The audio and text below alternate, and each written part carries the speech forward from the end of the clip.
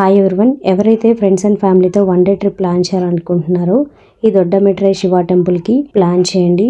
చాలా బాగుంటుంది. Water సౌండ్స్తో గ్రీనరీతో Kerala feel అయితే వస్తుంది. వన్ డే ట్రిప్ ప్లాన్ చేయాలనుకున్న వాళ్ళు ఈ టెంపుల్ ప్లాన్ చేయండి.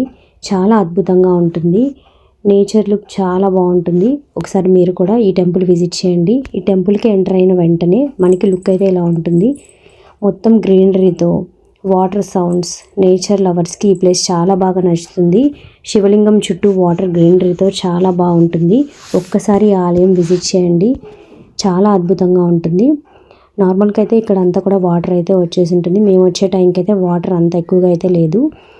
టెంపుల్కి ఎంటర్ అయ్యే టైంలో ఇక్కడ రోడ్ అయితే అంత నీట్గా అయితే ఉండదు. రాళ్ళు అన్నీ కూడా ఉంటాయి. చూసుకొని చాలా జాగ్రత్తగా అయితే వెళ్ళాల్సి ఉంటుంది. ఇక్కడ పార్కింగ్ అయితే చాలా ఎక్కువ ప్లేస్ అయితే ఇవ్వలేదు. పార్కింగ్ చాలా తక్కువ ఉంటుంది. మేమైతే ఈ శివలింగం చూడడానికి అయితే వచ్చాము. చాలా అద్భుతంగా ఉంటుంది. శివలింగమే కాకుండా చుట్టూ వాటర్తో గ్రీనరీతో చాలా అద్భుతంగా ఉంటుంది. మైండ్ అయితే చాలా పీస్ఫుల్గా ఫ్రెండ్స్ అండ్ ఫ్యామిలీతో చాలా బాగా ఎంజాయ్ చేయొచ్చు.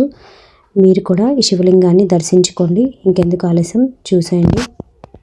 హొసూర్ నుంచి 35 కిలోమీటర్ డిస్టెన్స్లోనే దొడ్డమెట్రై టెంపుల్ అయితే ఉంటుంది. ఇక్కడికి రావాలి అనుకునే వాళ్ళైతే ఈ విషయాలు అయితే ముందుగా తెలుసుకోవాలి. ఇక్కడ ఫుడ్ అయితే అవైలబుల్ ఉండదు. ఫోన్పే, గూగుల్ పే ఇలాంటివి ఏవి కూడా ఉండవండి. షాప్స్ కూడా చాలా చిన్నగా ఉంటాయి.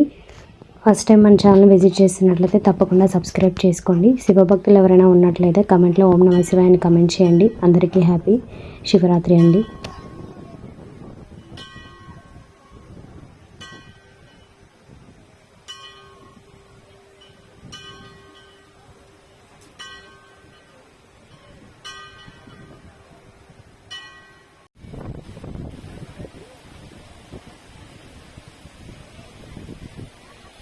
శివదర్శనం చేసుకున్న తర్వాత శివునికి ఈ విధంగా మనం వాటర్తో అయితే అభిషేకం అయితే చేయొచ్చు.